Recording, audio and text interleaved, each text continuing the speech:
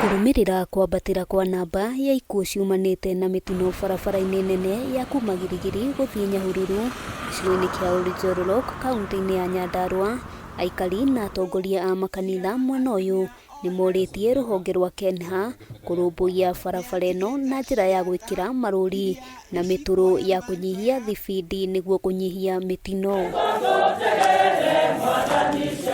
Umwe wa aria matete mioyo yao kuhitukira mutino wa barabara ni Andrews wa Aikari na atunganire na mutino kiumia kihituku.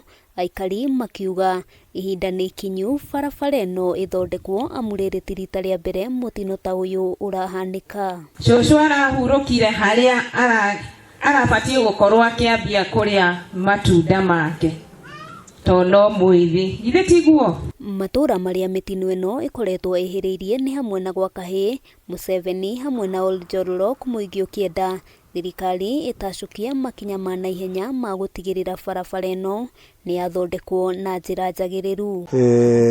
Tiga gutengerera mbia tondu mbia nicio itumaga maundu macio mothe mathuke.